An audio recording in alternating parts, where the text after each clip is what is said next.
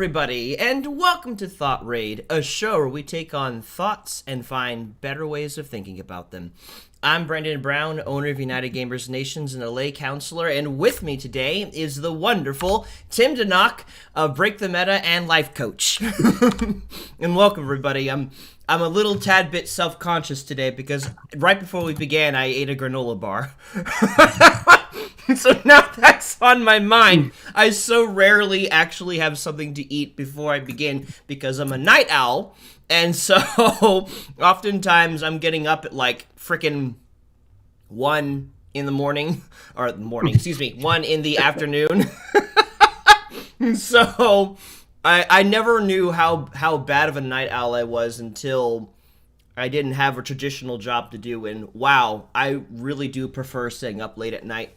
Because one, as we get into summertime, frickin' I can walk at nighttime while it's hot as blue blazes during the day, but it's cool at night. Balls. No, it was not. Hot as balls. It's hot as blue blazes at daytime, but at nighttime it's cool, and I can take walks, and it's great. I love it. But that's a whole nother story. That's not why we're here today. So today is Get Naked Monday, where we metaphorically get naked and talk about things that are going on in our personal lives and how we are personally processing that. And this week particularly is your week, Tim, and we'll be talking about cancel culture specifically and looking at I heard that oof. And looking at like specifically, am I needing to cancel something? Or am I not needing to do that? Because, like, we know that the cultural, joke nowadays is, or conversation is cancel culture is a bad thing all in all. And in some ways it can be. But is it always bad? Is there times where we should, really need to push to get something to be taken down? Or should we primarily just take some time, think about what we're doing before we actually start hating and wanting it out of our lives? So that's something we're going to talk about today, and this is something that's been on your heart specifically, Tim. So I'm going to kick this over in your direction and let you open up the conversation about it. What's been on your mind? So cancel culture. Let me move my camera. I'm out of frame a little bit.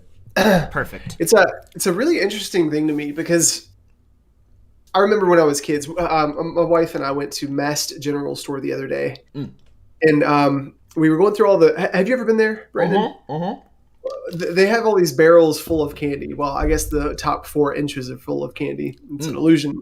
I know, but they have all these old school candies, which I think is really cool. But they have those little packs of candy cigarettes, and it's shocking to me that those are still relevant and that they're still made. Because it's kind of like all the cartoons, like back in the day, you'd see Looney Tunes and Tom from Tom and Jerry. There was this one episode where, he's playing a cowboy. Him and Tom and Jerry were going at it, and then Tom finds this girl cat, and to kind of, I guess, make himself look really cool, he rolls a cigarette right in front of her, lights it, and smokes it. And they always had cigars and stuff.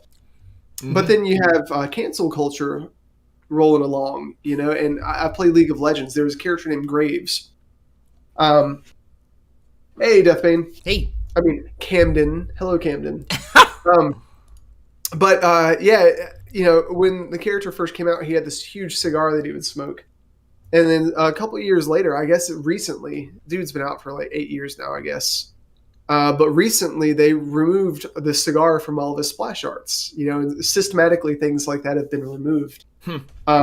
But kind of like last year when COVID became a thing, social distancing, that phrasing, the term kept popping up everywhere. And I'm like, oh, this is kind of new, kind of interesting. Yeah. And this year we have cancel culture. Yeah. Which I guess it's been around for a while. The whole concept of it. At least a couple years. Yeah, it seems like a trend now. Yeah. And I want to be careful not to say it is a trend. It seems like a trend just because it's becoming more prolific. People are talking about it more.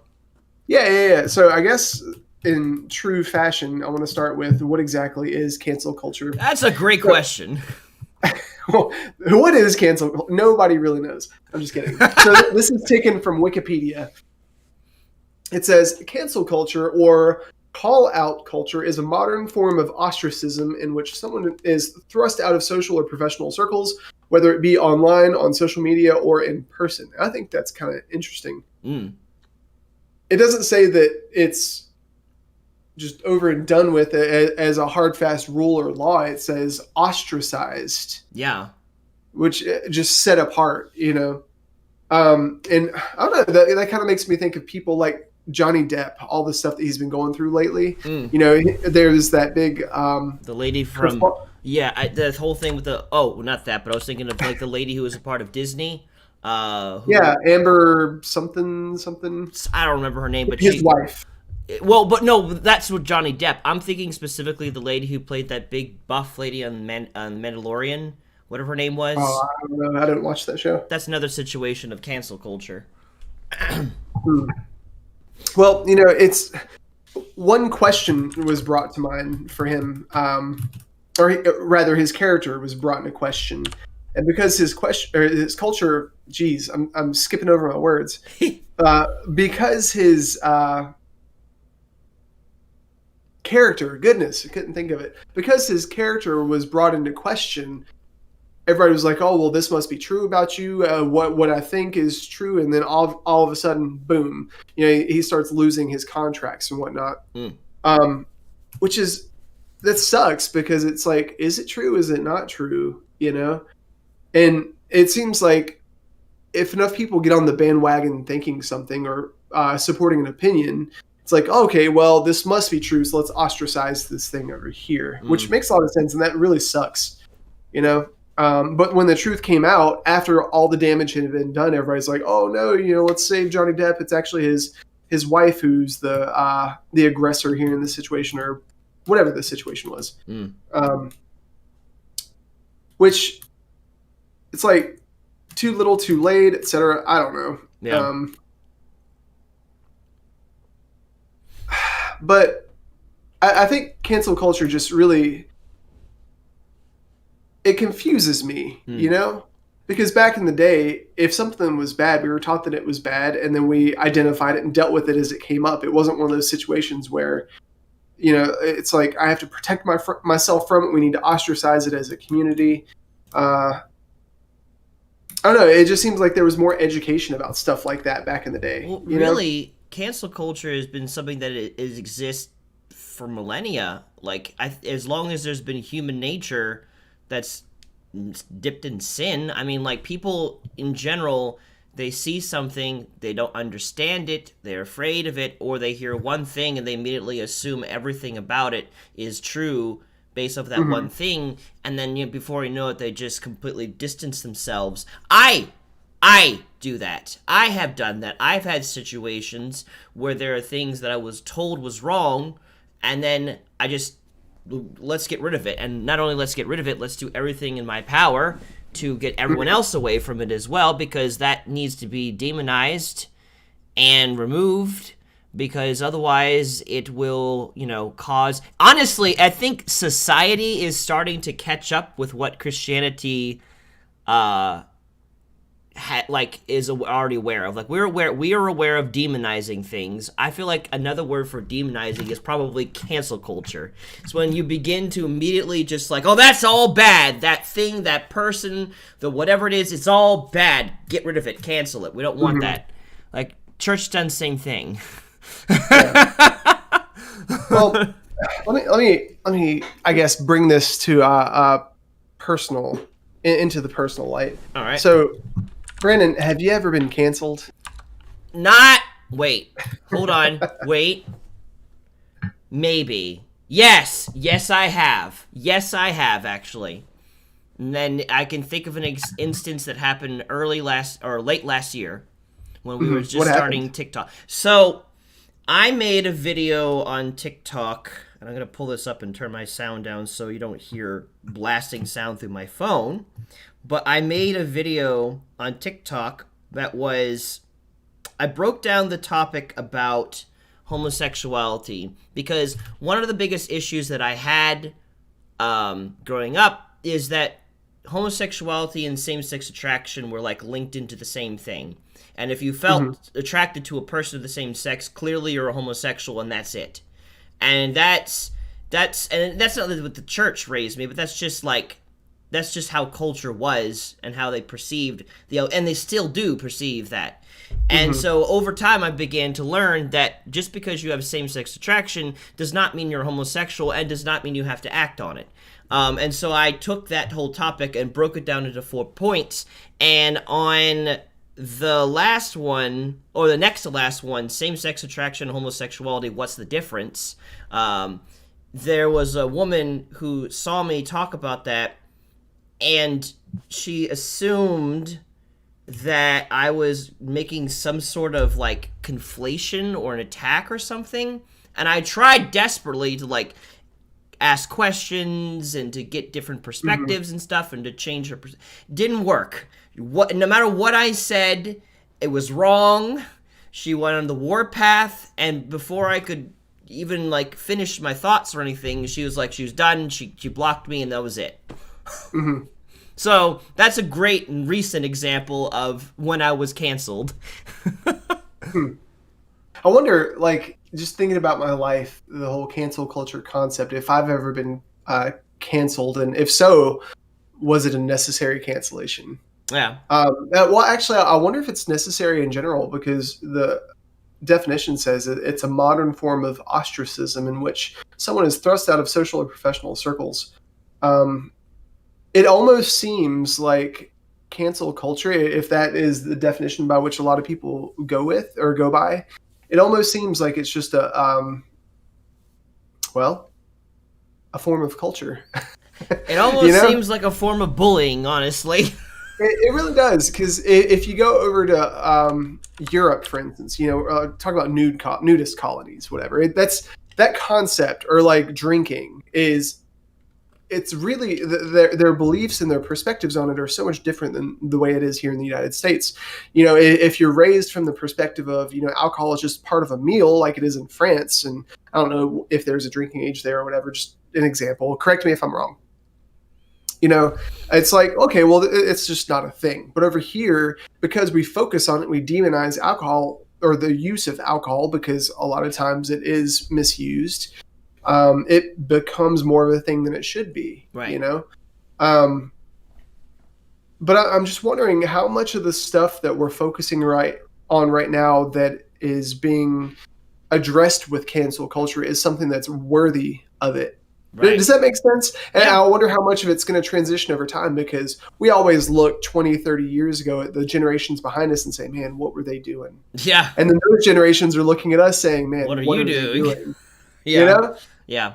Because you go on social media or just talk to somebody today who was in their prime in the 80s and 90s, and they're like, you dang kids and your cancel culture. And then we look back at them and it's like, you guys did LSD and pot, and you had Woodstock, and you're telling us that our way is wrong. The pot calling the kettle black. But I just, I don't know what I think about this yet, but I'm just thinking about how all this stuff right now that's being canceled, if it's really as before I go there, it seems like there's 2 different camps of people, or 3 camps. The people that don't really care either way. Mm-hmm. The people that are hardcore, cancel this, cancel that. And then the other people that are like, you're a bunch of snowflakes, just chill. And I'm wondering if we'll down the road just look back, and the generations that are to come going to think, man, why were they so freaking sensitive? Or are they going to get to the point where it's like, man, all the stuff that they were, I'm glad they made these decisions to ostracize this, because this was actually bad. And before any of you, if you're in comments or in chat right now, before you light me on fire saying, Tim, what are you talking about? This stuff has it's real. There's a lot of issues that are real, like the Pepe Le Pew thing. Rape is a real thing. It's an issue. So I'm not at all trying to minimize any of that stuff. I'm just talking about cancel culture in general. But finishing up this question, have you ever been canceled? I think I've definitely been canceled. And I don't think it was with good reason. It's because there was a confirmation bias of groups of people that had conflicting opinions of the way I lived my life, and the things that I enjoyed and things that I did, and just like the insecurities that I had.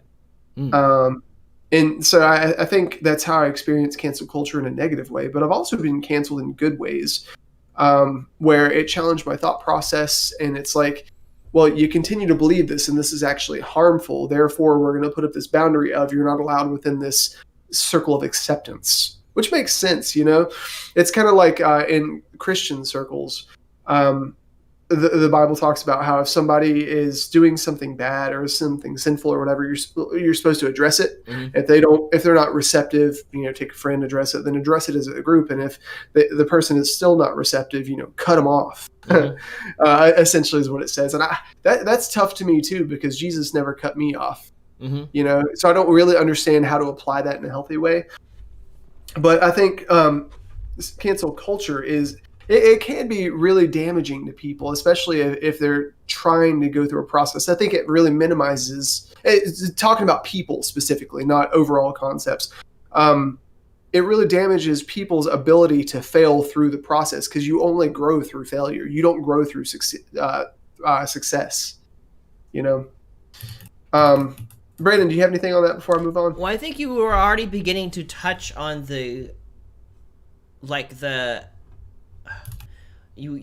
how in situations where this might be a good thing, or in a situation of how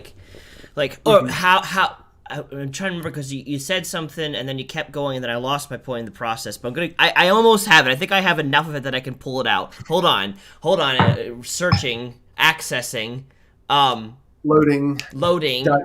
It was something, it was something to the lines of like a proper way of you said like people that don't fully accept you, but Jesus did, kind of thing, and just teasing out that almost contradictory viewpoint in the Bible. Mm-hmm. I was thinking about maybe we could figure out what this was attached to, if I can go to just the idea behind it, but having to drop someone out because they won't listen is not an unloving thing. It is actually more loving than you realize, because it's we have, first of all, there are multiple people involved. When someone lives a life wild and untamed, they hurt other people.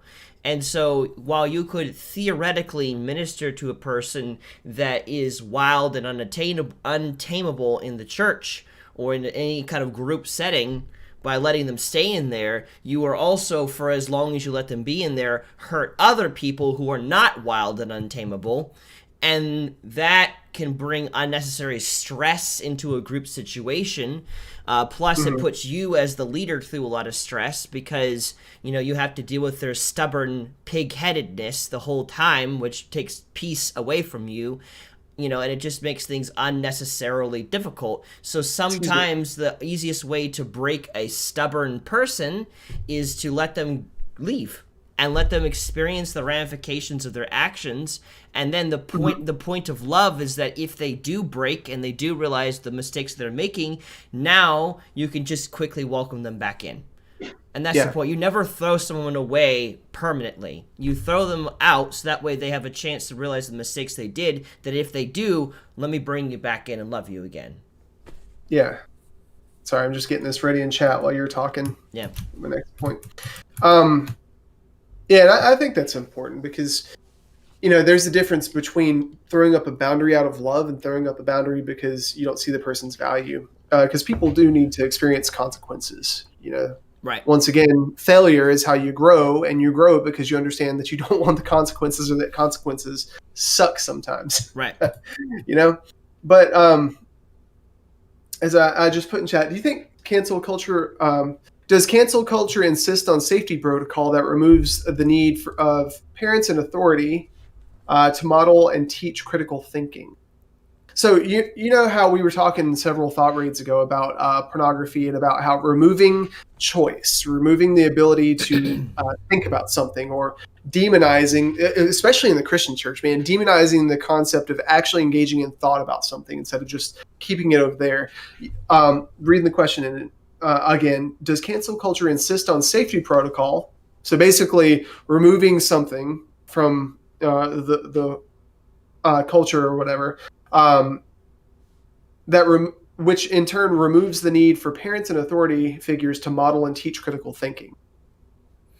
Well, I mean, kind of a big question. Yeah, it is a little bit of a big question, but I feel like I don't even know if I can even just step into. A lot of times, the parents are not even involved when they need to be involved in people's lives, and so it's like, that's why you end up having, governmental officials stepping in more and more, because if the family is not doing what they're supposed to do, they create children that are not doing what they're supposed to do, which causes harm upon the society. And when it begins to go outside the family and affect other people in an increasingly more violent way, the government steps in. And that's a whole nother story. But like cancel culture, I feel like it's laziness most of the time. Not all the time. Most of the time it's laziness, because I feel like it seems to me, from my outside perspective looking in, that it's people feeling something negative or is something that goes against their personal culture. And so without looking into the why behind the action of what's going on and getting to know the person, they see a few things or one thing even, and then they immediately just cut that thing out of their life because it looks too close to something that they view as a problem. Whether or not the thing they view as a problem is actually a problem in the first place, it doesn't even matter. And so before you know it, something is thrown out prematurely without giving it any chance. Like, for instance, you've got a lot of people that want to cancel Dr. Michael Brown. And they've called him all sorts of things, called him very dangerous. But here you have a man who encourages dissent in opinion and dissent in belief, and encourages it so we can talk about it and to love a person, to chase them through their thinking, and to do a lot of research to be a really rich resource for people. And people miss that because they hear he doesn't support the LGBT community or something, like he doesn't do this or that, and then they see that and they assume the rest of him is bad, and now they want him canceled. So like, I feel, it's my personal opinion, I don't know exactly if this is something that's cutting into parenthood, although it probably is, and it should be up to the family to work through those things, I guess. But at the very least, it is lazy to me. It's insecurity, anxiety, anger, pride, laziness to just simply flat out cancel something because it did something that looks too tangibly like you're missing. I feel like when you begin to cancel something without putting enough research into why they do as they do, you're missing the heart of the people, and you're going into the judge position, which is not meant for humanity to have. It's up for God to have when it comes to other people. Like actions, yes, we can judge an action, say that action was not good, it caused this, this, and this. Verifiable, here's what happened. But when people judge the entirety of the culture of whatever it is they're trying to cancel, they are making a judgment call on something they don't see the everyday of. And that's what's dangerous. And the Bible says, judge not lest you be judged in the same measure of which you judge others. So it's just like it's a whole mix of things in my mind, personally. Welcome to Brandon Talks About His Opinions.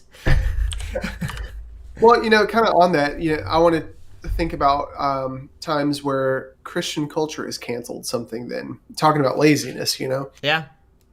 And we were talking about this on our stream recently where we were discussing demonizing things. Right. And I think the whole idea of ostracizing something, like keeping it over there instead of engaging it here and making it flee just because we're the light and the salt. That's how it's supposed to work, Yeah. I don't know. I'm just thinking about that because I think, especially with social media, there's a lot of social justice and injustice going on. Yeah. And it's really easy to jump on the bandwagon of this or jump on the bandwagon of that.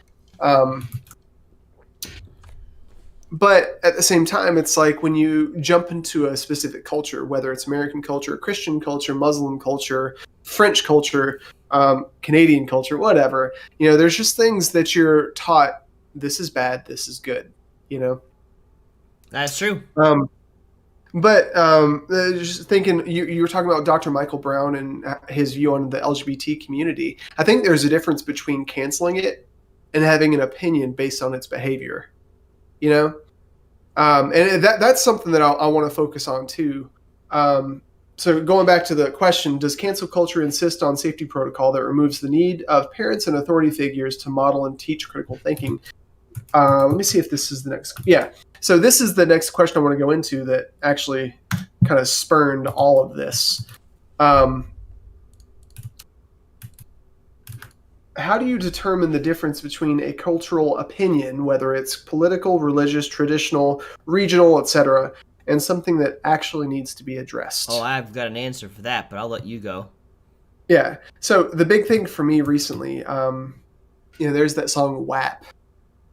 You know which one I'm talking about? I've heard of the title, and I might have heard parts of the song, but in general, I don't know it well. So there's a big argument right now talking about cancel culture in this song because apparently, okay, so it's Nicki Minaj, I think. It's one of those artists. And from what I can tell, the music video is pretty raunchy.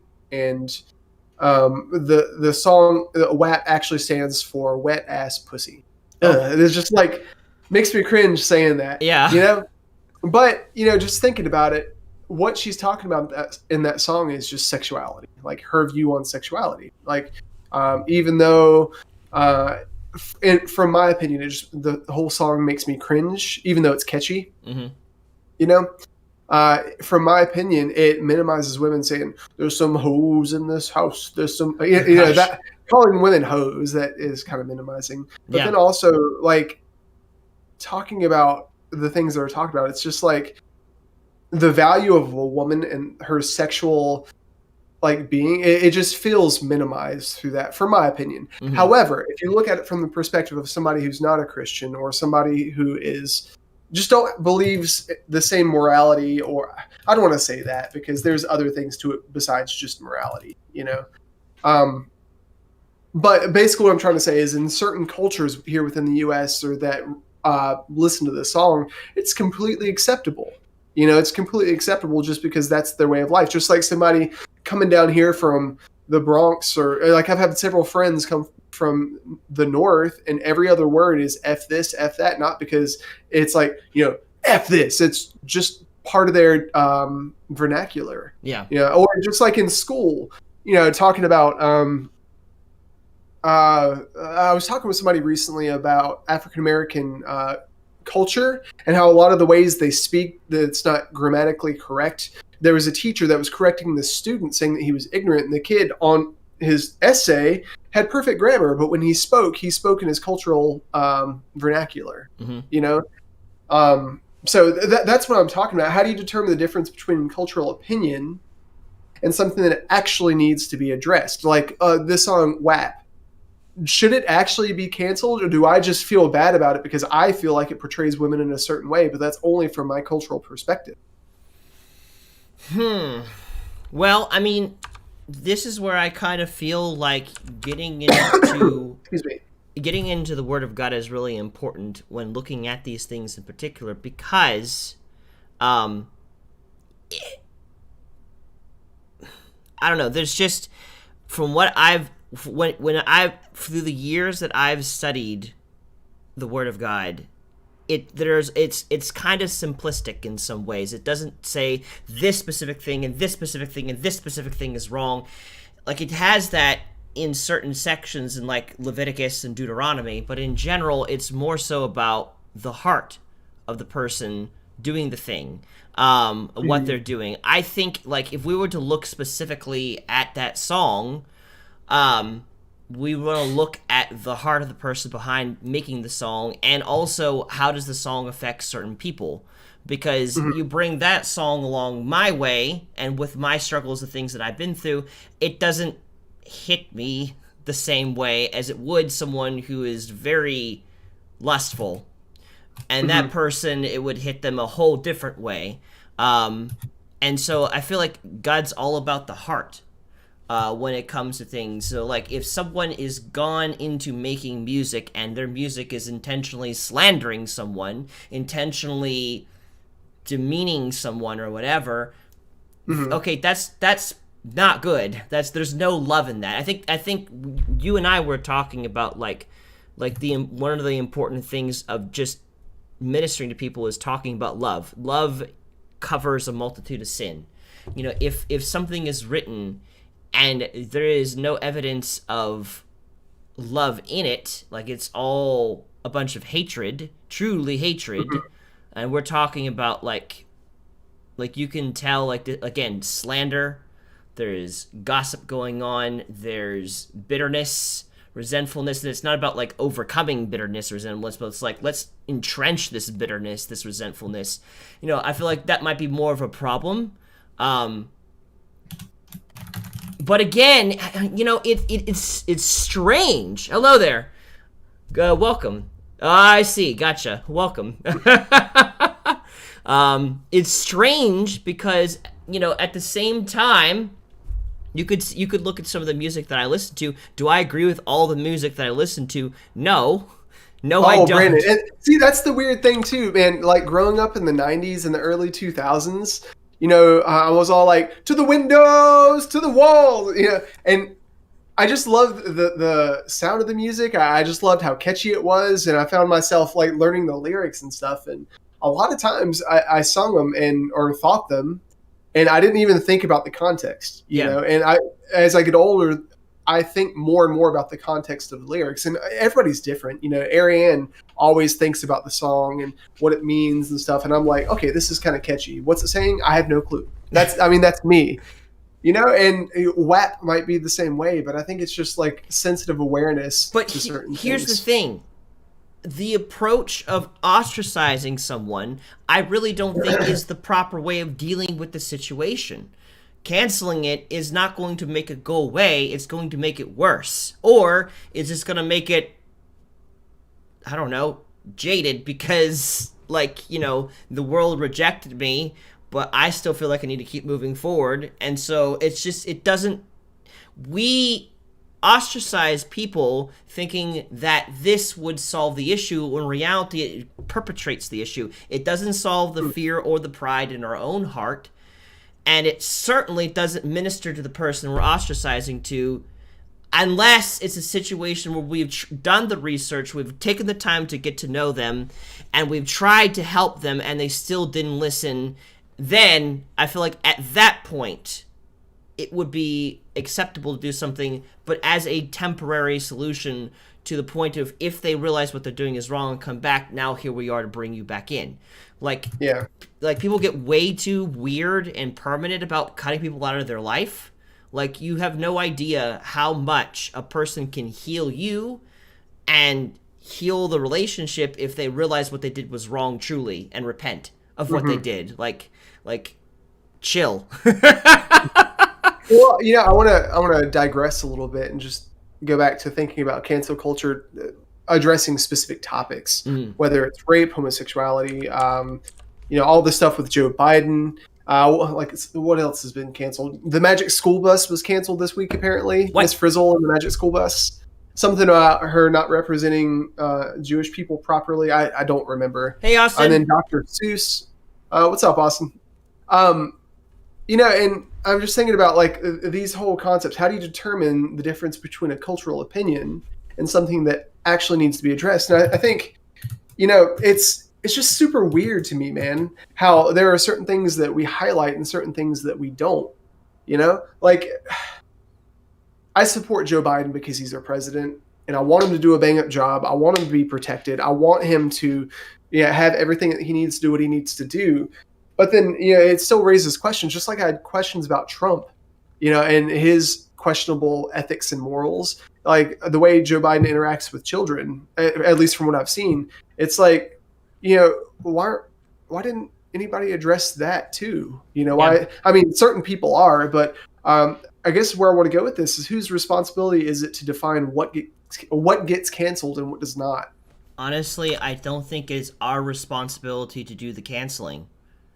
I think it's our responsibility to do the loving.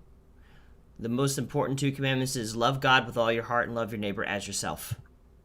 And I think that, and the Bible talks a lot about not defending yourself, but letting God defend you. I really think that it is God's responsibility to do the canceling. Because if we are focused on doing the healing and we're going out there and we're helping people who we disagree with and taking the time to get to know them and learn from them and then be able to just provide what they lack if we can, then the canceling will happen on its own. If they are absolutely unreceptive to that, then they're going to work their way out of the help that you're able to provide, and they're going to bring suffering upon themselves naturally, whether it be in this life or the life to come. But if it's a situation where they are doing something wrong and we help and they change, that's what was optimal. That only way that's going to be able to happen is if we take the time to love them and pray for those that persecute us, the people that we don't like, the people that are our enemies. Yeah. Well, I kind of agree with that, Brandon. I kind of agree, I think. Oh. Whose responsibility is it to define what it gets canceled and what doesn't? Real quick, Austin said, there are 8 billion people on this planet. Who's to say your way is right? And, with stuff like this, it's ambiguous and there's no clear answer. I think we just have to go to who Jesus is, really. It's like, if you're a Christian, then you should live as Jesus. And if that's true, 1 Corinthians 13 says that you don't insist on your own way, but you also don't keep a record of wrongs and you're not puffed up about your process. Yep. And I'm thinking about that and I'm like, okay, well, what if I have an issue with Pepe Le Pew? What if I have an issue with Joe Biden? What if I have an issue with whatever? The Bible says that people should know us by our fruits. You should know me by the fruits of my life, right? If I looked at Jesus and who he was, he had fruits of in his life because of what he did and the way he treated people, right? Yeah. Now, granted, he ended up on the cross, and that that's definitely not a fruit that anybody wants, really. But he did that because love is also long-suffering and endures all things for the sake of others. Yeah. But addressing this question, whose responsibility is it to define what gets canceled and what doesn't? I think maintaining your own personal set of morals and your own personal code, the creed from Assassin's Creed, just holding yourself to that standard, but not expecting other people to maintain your standard. I think that's the way to do it. Because if somebody tells me what my standards have to be, I'm immediately like, whoa, no, Crones, stay back. No, Crones. Anytime somebody tells me that I should not do this, anytime somebody tells me I should not do that, especially if they're not my direct authority, especially if they have no bearing or consequence in my life, it's like, sorry, boundary, you're on my property, brother. Step back. But it's also hard for me to do that. I think it's just how sometimes I can struggle with not wanting to be wrong when people within my boundaries tell me that. Yeah. Tell me that something I'm doing is not right. But anyways, Austin said, we can find issues if we look for them, but should we look for issues or should we look for the good and love in return? Yeah. I think it's not one of those things where you should go around, oh, let's cancel this. Okay, this has been canceled. What next? And just being on the cancel campaign trail, because it feels, especially with social media. It's so easy to jump on the bandwagon of the cancel culture train because there is no responsibility and there is no consequence behind the screen. Yeah. And I gotta put this out there. I really think that there's nothing wrong with warning someone about something that is not trustable or has done consistently different things. If you have done research into someone who's done a lot of bad things, I think it is our duty to at least let people know, hey, this might not be trustworthy, but only speak to the level of confidence of which you have and to the level of which you've done your research. If you've done research, if you looked into this person, if you know this person, and you can find they're untrustworthy, and I think that not like you should, I'm not saying that you should go on a warpath on social media and let everyone and their mother's uncle know about these person's sins. I'm not saying that. But I do think that, like, if someone were to ask you directly about some situation, I don't know, I do at least have peace about saying, hey, Like, I just want you to be conscientious and cautious because this here may not turn out well for you. And then See, talk Austin? about it. Oh, see ya. Good. Thanks for joining us, Austin. But I think it's good to like talk to them about it because people have their own perceptions and they have their own research, and so you could sometimes help people piece things together that they've been feeling for a while. They wouldn't have known until you brought up the same thing, and now that both of you realize, okay, I see that same thing. And it's something that could be done in love, where it's just like, hey, I've experienced this bad stuff. I just want to share this with you.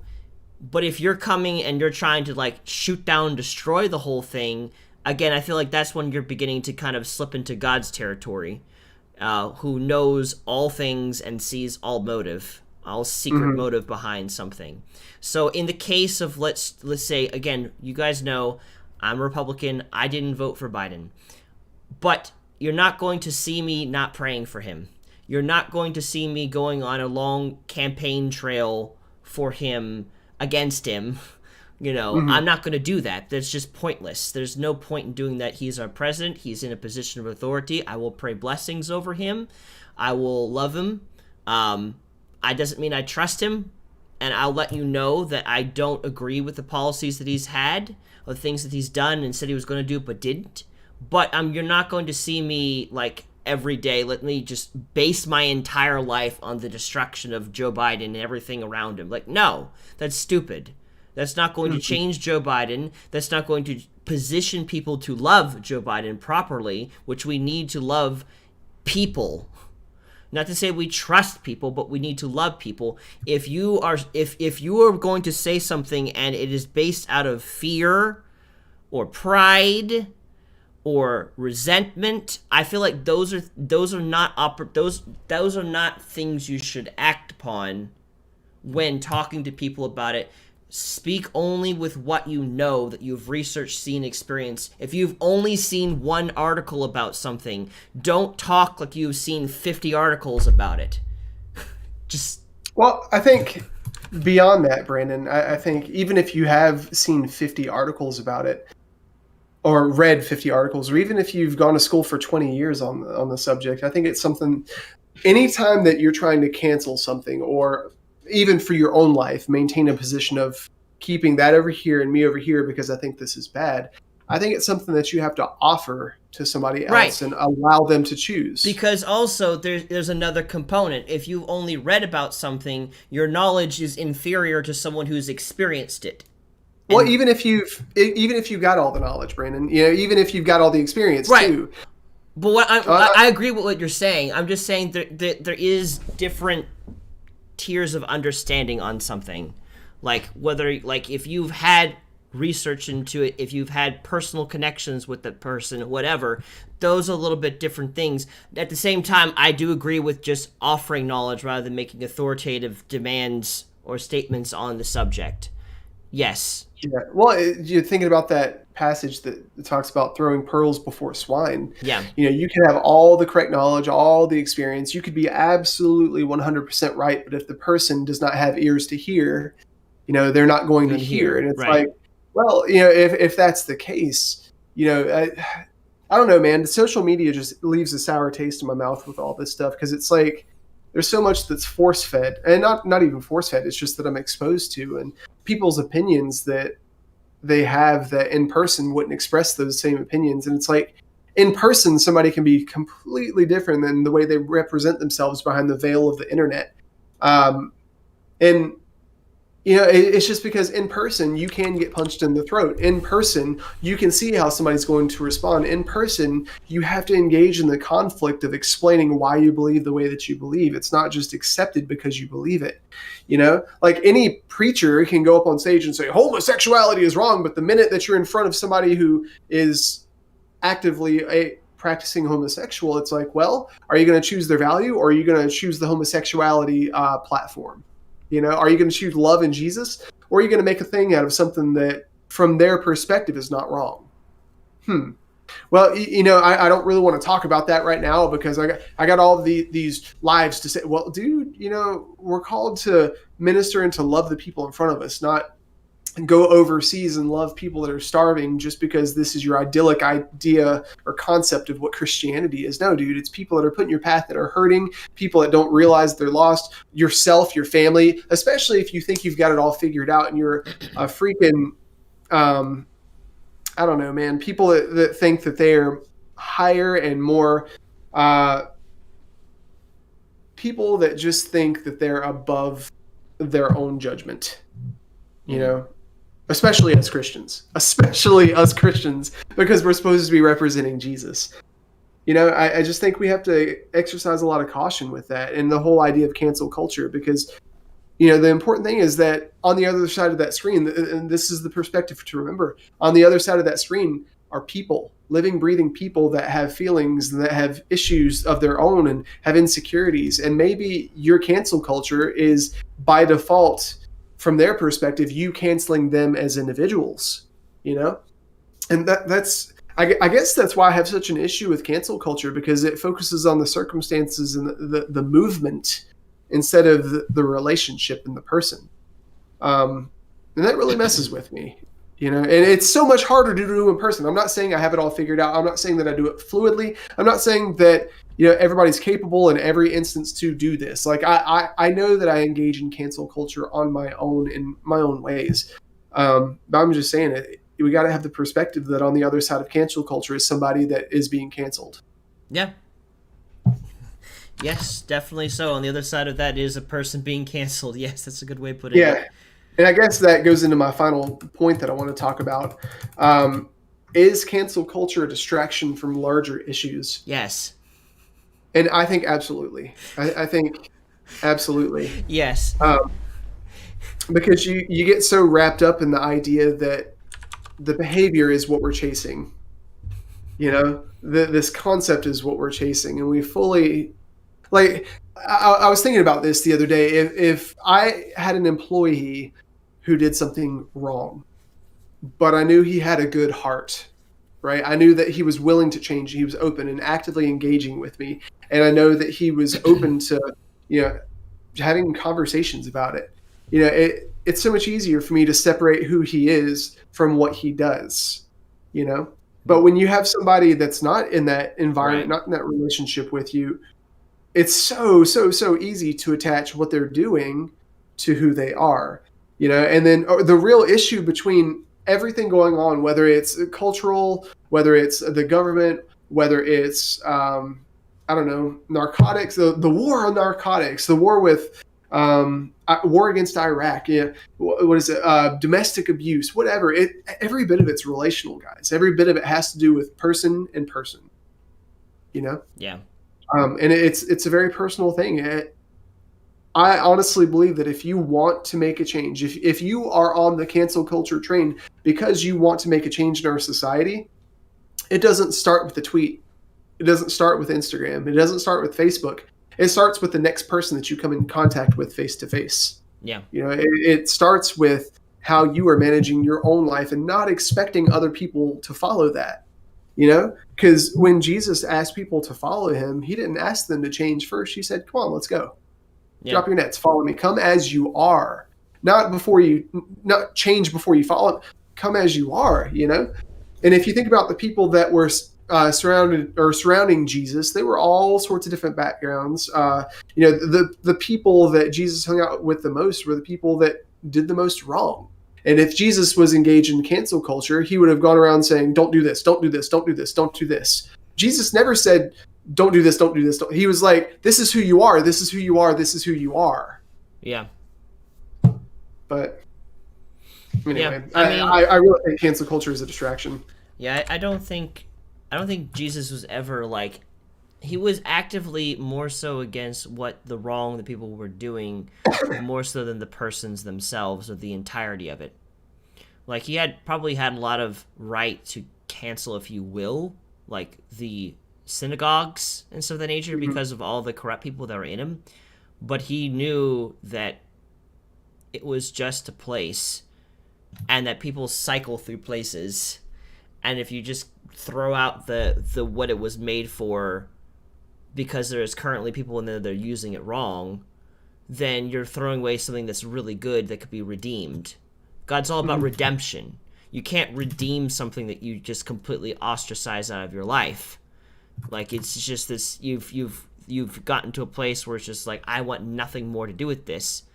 Like, even like I cannot get over this. Like, even like, I feel like it's important that when we do get to those unique situations where something does need to be cut from our lives because it's just not healthy, we should cut it in such a way that if it were to heal, we could bring it back. Because God is a jealous God. So that means he wants any and all who are willing to come to him. It's not his desire for one person to go to hell. Like, it's not what he wants. Like, he didn't create us destined for hell. Like, that's not a thing. He wants us to be with him eternally so that he can bless us and that he can be with us and we can be with him and we can be family. And so if you go about cutting something out of your life and it's based out of fear and it's based out of pride and it's based out of resentment and it's based out of anything less than love, I think that's the wrong way to go about canceling things. If you can cancel something and it's based on love, because you can see the harm, the damage, and you've known enough about it, then and I feel like it starts with you, and then it's up to other people to make that same decision rather than to force the people. Because I can't tell you all the specific times in my UGN community where I was done with a person because I didn't know how to handle them, but another person in my community wasn't done with that same person and did know how to handle them, and because they did, that community member that was a problem for me originally was no longer a problem because they were able to heal under that different community member. And so it's like what may be bad for you may not be bad for other people and may be very necessary for the point of life that they're currently in. And so I feel like if we do get around to canceling something, it should be a personal decision, and that if people are open to hearing what we have to say, then we can talk to them about it. Or if we feel the Holy Spirit leading us to say something about it, then we'll say it in that case. But if you cannot guaranteedly feel the Holy Spirit peacefully and in love calling you to do something of that nature and that extreme, I think that's up to him to take care of that, and it's our job to be the light of Christ here on the earth and to love people personally. That's what I think. What are your thoughts, Tim? I mean, I agree. I'm just thinking about how I guess when I was a kid, I didn't experience as much cancel culture because the responsibility was just on those people that were present in my life because the internet wasn't as big of a thing. And even as a content creator now and as a life coach and the stuff we do with Thought Raid, anybody can have a YouTube account, an Instagram, TikTok, Facebook, Twitter, anybody. I mean, Donald Trump had a Twitter, shouldn't have. Anybody can have a major voice. And there's a lot of major voices that represent things that are not loving and that are self-serving and that have narrow perspective. And I'm not isolating anybody specifically. It's across the board. Christian, non-Christian, American, European, doesn't matter. It's across the board. I think cancel culture is good if we do it in person and we actually do it with the intent of love behind it. But when we follow cancel culture or we engage in it just because it's the flavor of the week, oh gosh, or if it just seems like other people's opinions are much louder than ours, I think, and guys, if you ever have dealt with insecurity, this will resonate with you. One of the biggest things that God has been working with me on which God has been working with me is understanding that what I believe matters, even if it's wrong. And I say that not timidly, not tepidly. What's the word? Humbly? Sure. Carefully? Sure, I guess. Believing what you believe and going forward and just saying, hey, this is what I think is true. We'll say that. Believing that what you believe is true is really important, even if it's not true. And here's why. As you go through that, you're going to build the confidence to understand that you are valuable even when you're wrong. When Jesus saw people, he didn't see, once again, their behaviors. He saw who they were, And part of having a relationship with Jesus isn't getting it right. It's not changing your theology on things. It's none of that. I mean, that's part of it because, getting to know him, the Bible says that the way to salvation is narrow, But honestly, salvation isn't just getting into heaven. It's understanding that we're supposed to bring the kingdom and live a life full of love with Jesus, But in partnering with him and talking with him about things, one of the biggest things that he asks me all the time is, Tim, why do you think that? If this is love over here and that's what you're aspiring towards, why do you believe this? Right? He never tells me what I should and should not believe. He asks a ton of questions.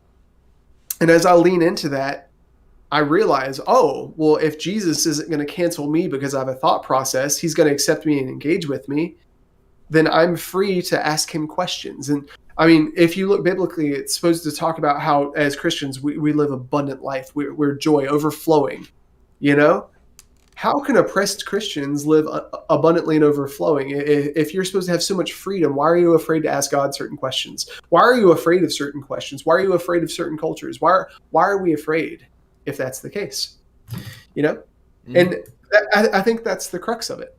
If we are not called to be afraid, we're called to be open and vulnerable about our process. And in loving God first before we love ourselves and love others, we learn the difference between love and not love, right? I mean, that's the goal. And in learning love, that's where you feel conviction. You don't feel conviction because some entity that's offering you cancel culture is imparting it upon you.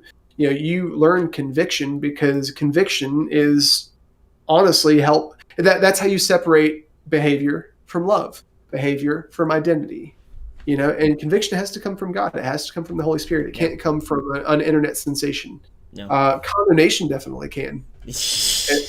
And that's a whole different beast, guys. If you think that you're operating in love, but you're actually operating in condemnation, that's mutually exclusive. And honestly, cancel culture is condemnation culture, specifically when it addresses a person or a party of people, because cancel culture focuses on things that say, well, if you engage in this, you're going to stay over there. If you engage in this, you must be this, and I do want to tease out that there's a difference between that and just saying, well, this behavior is bad.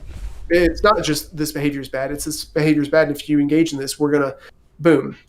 Like there were so many posts and stuff I saw on social media where it's like, this person voted for Trump. Here's a list of them. Let's go burn down their businesses. Or these people believe this. Let's treat them this way. Across the board, it should be these people are doing this or believe this or do this. Let's love them. Yeah. Regardless, it doesn't matter. That's the only cancel culture that I want to engage in, where it cancels sin, which is people not living in their identity and saying, I love you, even though this is present. Because that's Jesus's whole platform. Jesus for president. That's his only platform. That's it. Well, what about abortion? Doesn't matter. Jesus for president, love first, behavior second. And honestly, that's the only way to engage in cancel culture and also operate in love. My mind just is going through love cancels a multitude of sin. Oh my. Yeah. Well, guys, also, I want to note that if you're on the cancel train, or if there's something that you feel passionate about, that's okay. It is good to feel passionate about things, and it's very important. Dr. Monk, 1832. I heard of a guy, he canceled information which disregarded with his opinion. He burned billions of books. That sounds no familiar. Good. That's no good. Yeah, was this guy the Pope? Which is strange, like religious figures often do that. It's like these people oppose us. Let's put them in shackles and burn them alive or whatever. You might really get a kick out of the video that we did on Saturday, which I need to make sure that I'll have that posted today. It's called "Are You Demonizing the Wrong Things?" We went over a whole bunch of things that was like things that the church gets wrong, that they cancel, that they get rid of or whatever, that it's really not a bad thing at all. We kind of talked into that, which I think you might appreciate, Dr. Monk. Which also, welcome. I've never seen your name before. Good to have you here. So I'm happy to have someone new with us. This is awesome. But like I was saying before Brandon rudely interrupted me. Whoa. No, all I was saying, guys, passion is very necessary. If you think about all the people who follow Jesus, a lot of them were really passionate. A lot of them got it super wrong. There is much that. Unfortunately, there is much the church gets wrong because people get elevated to positions of authority and thinking that they have the answers when they really don't have the answers. Yeah. And they think that, once again, focusing on the behavior is much more important than focusing on loving people. Right. But anyways, the whole passion thing, all the people that follow Jesus were just passionate, and a lot of them got it wrong, especially freaking Simon Peter, and Jesus was always correcting him. If you think about, what was his name? Jonah, he was told to go to the, what was the name of the town? Nineveh. Mm-hmm. And tell them to change their ways. And he did. And they changed their ways, and he was still pissed off. He was like, Lord, I wanted you to burn them, so would you burn them up? And in that situation, God totally could have canceled and said, Jonah, you're a butthead. Canceled. But, he was sitting there, and in the heat of the day, God sprouted a tree to cover him so that he had shade, even though he was being a turd. And I just think it's so interesting. Even when we're passionate in the wrong way, if we're really open to correction and if we're really open to the perspective of love, that's how God works with us. Even if we hurt a huge nation of people or a huge group of people, there is always the capacity to turn back. God never turns his back on you. Even if society does. There's so many people that have gone down the rabbit trail of whatever and hurt a lot of people, but God, as Brandon said, is a redemptive God. Mm-hmm. Truly, he's not the God that a lot of people profess him to be. Mm-hmm. But if you're passionate about something, stay on that train. I would recommend that if you don't know who God is, just say, hey God, if you're there, show me. And if love is really a thing, show me if what I'm doing is loving, and if it's not, show me how I can fix that. And that's really the only compass you need.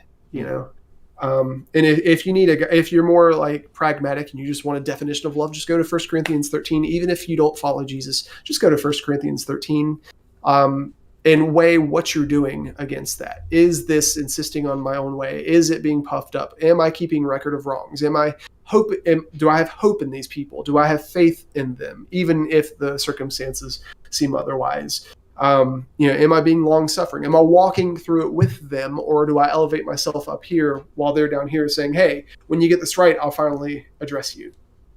No. Dr. Monk said, for example, in my country, the church welcomes every foreigner also with totalitarian behavior. Christian nuns, which protect people in the totalitarian country from that ideology, get called out in my country for their important work. Huh. Christian nuns, which protect people in the country from that ideology, get called out. Get called out in my country for their important work. Get called out in a good way or a bad way? I'm curious. And also, what country? Mm-hmm. Have you come from someplace outside the United States, I guess? Since you're mentioning your country? Because there's not a lot of Catholic people, at least where we're at currently, in North Carolina for the United States. I hear there's a lot more Catholics in Ohio. granted. There's tons of Catholics here, man. All the Hispanic people, like a large majority of the Hispanic population is Catholic. If there is, I only know of one Catholic church in all of the local area. Like one. Dude, just go to Compare Foods. I'm just kidding. I'm not kidding. I don't know. Wait, something came a bad way because they don't support the liberal migration movement. Oh, Germany. Oh, hello from Germany. Wow, awesome. You might be the first international person to like us. Or to at least come to our streams. I'm excited. Hello. Or what is? We had somebody recently from Slovenia, but oh, okay. So maybe second person at the very least. But the church. I'm sorry, Brandon. Go ahead. Oh no. I'm like digesting what's being said. They welcome for example, in your country, the church welcomes every foreigner, also with a totalitarian behavior. Christian nuns, which protect people in the totalitarian country from that ideology, get called out in my country for their. Oh, okay. So what he's saying is the church welcomes everybody with totalitarian behavior, but the nuns that protect those people from that behavior get called out in a bad way. So the nuns in the church that are trying to protect the people in a good way get called out in a bad way. Okay. I think, anyways. I think because the whole totalitarian, like I'm gonna have to look up the definition of that specifically and how the way of which you're using that applies. Because I'll have to look up the definition of that. That's interesting. It's my way or the highway, essentially. If that's what it is, well, that's not great. Yeah, and honestly, man, it's so weird. It's like if you look at the life of Jesus, most of the rub and the friction that he had was with the Pharisees, the people in the church. And I find that today too. Like my whole ministry, a large portion of my ministry is calling out weird Christian culture. You know, there's so much stuff that we do and that we believe that's actually not loving at all. We just do it because of tradition. And there's so much less loving in the church. I don't want to say that. Depends on what church you're in. Yeah, it's very easy to get wrapped up in Christian religion and not Jesus religion. Yeah, it's very good. It's very easy to get wrapped up in serving Jesus rather than actually living with Jesus and getting to know him personally and to know his heart. Because we can see and we can adapt certain scripture verses to our own thoughts and ideologies and traditions, missing out entirely what it was meant for and missing the heart of Christ, which is to love others as yourself. So that's interesting. But I'm so excited that you came upon our stream, Dr. Monk. I hope to see you again. And let me give you some information as I close out here, because I'm going to go over like when we do things, so that maybe you can join us again, because I'd love to hear more from you. So do you think this is a good closing out point, Tim? Okay, cool. Yeah, I'm good. Cool.